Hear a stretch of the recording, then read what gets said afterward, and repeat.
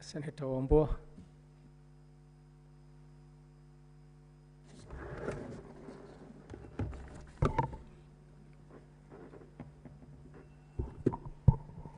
Mr. Speaker, I thank you for this opportunity to also make a contribution and add my voice to this debate on the State of the Nation address by the President. Mr. Speaker, I want to begin by saying that I am happy that the State of the Nation address is not a speech made during Madaraka Day celebrations, where the President has the latitude to speak about everything and anything. It's not a speech, Mr. Speaker, comparable to speeches issued during Mashujaa Day or Jamhuri Day. The State of the Nation address by the President, the Speaker, is a constitutional imperative. It is a constitutional accountability statement by the President, made in the presence of representatives of the sovereigns of this nation, as captured in Chapter 1, Article 1 of the Constitution. The Speaker, it's a constitutional requirement for the President to address the nation on matters of national values and principles, international obligations, and national security issues. It is largely about self-reflection and introspection. It is not, Mr. Speaker, an opportunity for self-praise and congratulation. And that is where, Mr. Speaker, I want to begin my debate on this matter, that I personally take great exception on the representatives of the sovereigns of the Kenyan population who stood to applaud the President for announcing the cancellation of the Adani deals. Mr. Speaker, that announcement may have elicited a lot of praise for the President. It may have elicited a lot of excitement on the part of the members present. But, Mr. Speaker, what that mention of the Adani deals ran short of is to tell the Kenyan people, the sovereigns of this nation, important aspects of that Adani deal. And one of them would have been the President should actually have told Kenyans where the rain started beating us on the matter of the Adani deals. I heard the President saying that the reason for the cancellation of the deals was because he had come across new evidence. I would have expected the President to table that new evidence. Because the Speaker, well, from where I sit, because I've not seen that new evidence, from where I sit, there is no new evidence against Adani. The things that are happening to Adani are things that the President has been told about from the day Adani was mentioned. In fact, Mr. Speaker, it shall be remembered that my party leader, His Excellency Dr. Stephen Kalonzo Musyoka, is today in court, appearing in person, on record, against the Adani deal. And the evidence adduced there is the same evidence that the President is saying he has come across new evidence. The Speaker, the Adani deals were a scheme to pilferage and to con the people of this nation. That's what those deals were about. The Speaker, you know, I marvel at some statements, especially coming from the President, because they also have capacity to embarrass his own government, his own cabinet secretaries. It has been demonstrated by a member of the Energy Committee here, Senator Sifuna, that a few hours before that announcement, the Energy CS was insisting that Adani deal is the best deal that they have clinched as a ministry. Mr. Speaker, this government needs to communicate better, even among itself, so that even as they now come out to speak to the nation, then they are speaking in tandem.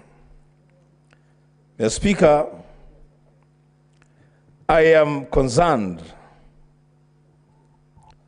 by the speech of the President that did not address itself to the all-important aspects of the Independent Electoral and Boundaries Commission. The Speaker,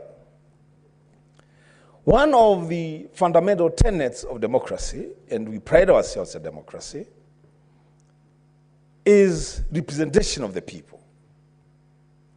As we speak today, Mr. Speaker, there are sections of Kenyans who are not represented in Parliament and in county assemblies, for the simple reason that we do not have an IEBC in place. Mr. Speaker, I'll give you the President only 2 examples because he occasioned one of those lack of representations. The people of Unguja, where the current CS for energy comes from, are not represented in Parliament. So, Speaker, the people of Banisa are not represented in Parliament. Several wards across this country are not represented in the county assemblies. The Speaker, I would have expected the President, in his address to the nation, would give a proper timelines as to when this nation should expect an IEBC fully in office, so that the Speaker, they can carry out the task of elections, and secondly, the delimitation of boundaries, Mr. Speaker. Mr. Speaker, I heard the President mention about abductions, disappearances, and kidnappings. What the President, the Speaker, forgot, or the speechwriter forgot to include in the speech of the President, is the fact that, the Speaker, at the time the President was addressing the nation on matters security, the Parliamentary Square had been converted into a police state. I tried with the Speaker to access the precincts of Parliament. I could not, because all the streets around Parliament had been cordoned off, and there was heavy presence of unrivaled police officers. And Speaker, I kept wondering, who is afraid of who? Why can't members access Parliament freely and listen and engage with the President without the police officers harassing members and curtailing access? The Speaker, on the matter of public debt, I would have expected the President to give us a lot more information about, when he says that he inherited immense debt from the previous administration. What is immense debt, Mr. Speaker? Why can't we deal with figures? How much money is it that this current administration inherited from the previous administration? What is the current borrowing status of this government? How much money have we borrowed as a country since 2022? How much have we paid? And what is the... 1 minute to conclude, Leader.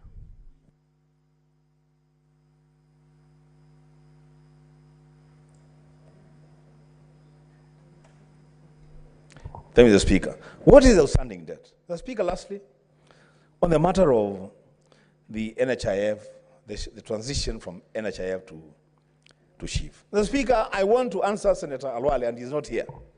But because this will go on record, let Senator Alwale know that the Senator of Kitui County, Enock Wambua, has no problem whatsoever to contribute 32,000 shillings to the new system. But what the Senator of Kitui has a big problem with, the Speaker, and I will proclaim it, is that I am losing my 32,000 shillings from my salary, and that money is not helping my people in Kitui County. Mr. Speaker, this chief business, to me, as far as I am concerned, and as far as the people of Kitui County who are consuming this service are concerned, it's a sham, Mr. Speaker. We are not benefiting from this thing. This transition was mishandled, Mr. Speaker. Let's face it. We have handled transition of systems, Mr. Speaker. I have personally taken... Senator, Mr. Speaker. Senator Cherargei, what is your point of order? Mr. Speaker, I stand understanding standing order 105 on accuracy of facts. Is it in order for Bishop Senator Wambua or the next governor of Kitui to say that the Shah and Chief is not being enjoyed by the people of Kitui? Yet we know the rollout is is across the country. Can he, no. Can he substantiate as per standing order 105, give us facts that Chief and Shah does not work in Kitui, and then we can work with facts. I would also be disappointed if it doesn't work in Kitui. Senator Wambua.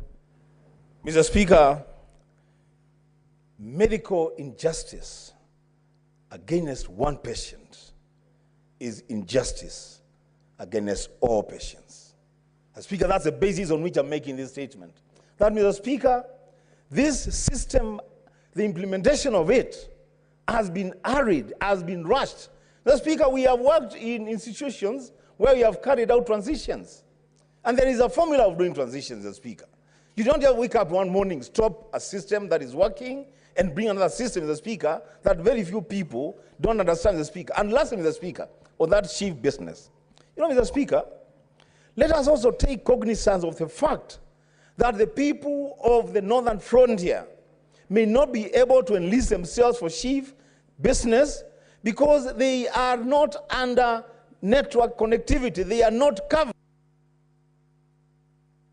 Your time is up, Senator. Senator